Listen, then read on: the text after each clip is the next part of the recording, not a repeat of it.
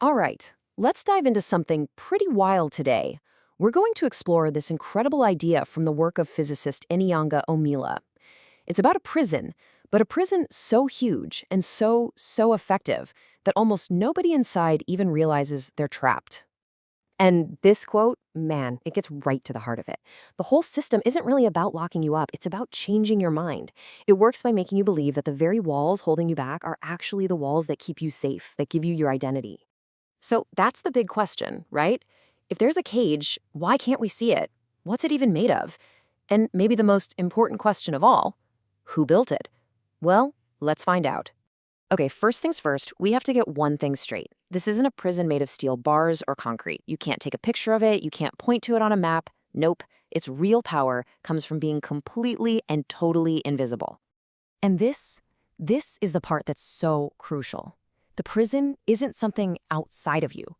It was installed inside of you, almost like software, long before you were old enough to even ask what was happening. It runs on your own thoughts, your beliefs, your assumptions about how the world works.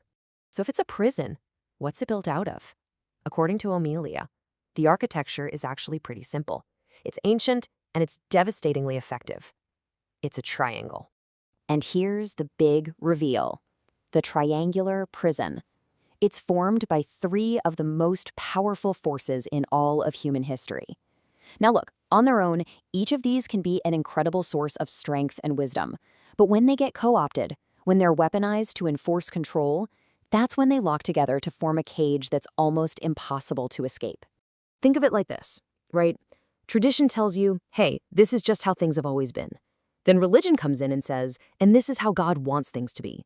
And finally, education seals the deal by teaching you this is just how things are.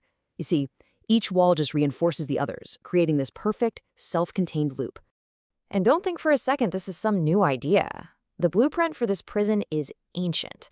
I mean, we're talking about the original operating system for social control, and it's just been tweaked and updated over thousands of years. We can actually trace how this system was built. The very first hints of it pop up almost 12,000 years ago at a place called Göbekli Tepe, where, get this, the temple was built before the city. Fast forward to Mesopotamia around 3500 BCE, and it becomes a full-blown state, with priests basically running the entire economy. And then you get to ancient Egypt, where the system was perfected. And this is what the prison looks like when it's running at 100% efficiency. For 3,000 years, Egyptian society was incredibly stable, powerful, and completely stuck. The cage was just so comfortable, so perfectly explained by the gods, that the thought of escaping was, well, it was literally unthinkable. So we've seen the what, the basic architecture of the prison. But what about the how? How does it actually work on us? Day to day, how does it get inside our heads? This is where it gets really clever and kind of sneaky. The genius of the whole system is how efficient it is. It doesn't need guards on the outside because it trains you to be your own guard on the inside. The prison's rules slowly become your own inner voice. They become your conscience, your common sense. And that right there, that's the end game. To make the confinement feel so total, so completely normal, that you just forget there was ever another option. You forget there's even a world outside the walls. So why on earth would we defend a cage? Well, psychology actually gives us some clues.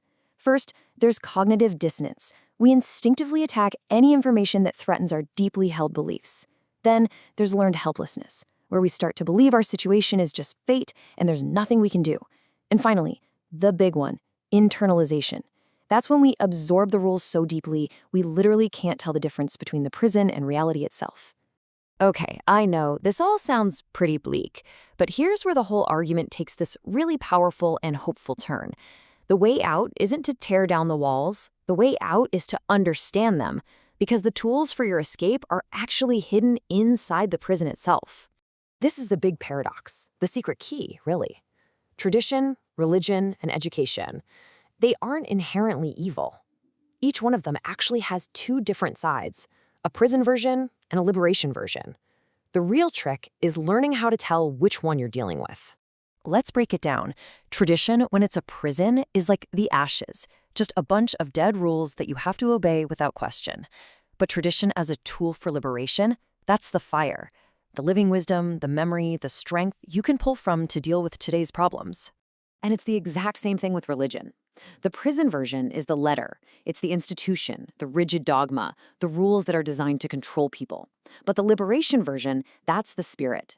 That's the real, honest search for meaning, the direct engagement with the big questions that actually sets your mind free. And finally, education. The prison version is just training. It teaches you what to think so you'll comply. But real education as freedom, that's about learning how to think, how to ask questions, how to analyze things, and how to see the world for yourself. And this quote just nails it, right? It sums up the entire choice. It's the difference between being given a command and being given an invitation to a conversation. One is an order. The other is an invitation to be free. So at the end of the day, the question isn't whether you should have tradition or religion or education in your life, because we all do in some form. The real question is this: which version of each are you living inside? The one that serves you or the one that serves the prison?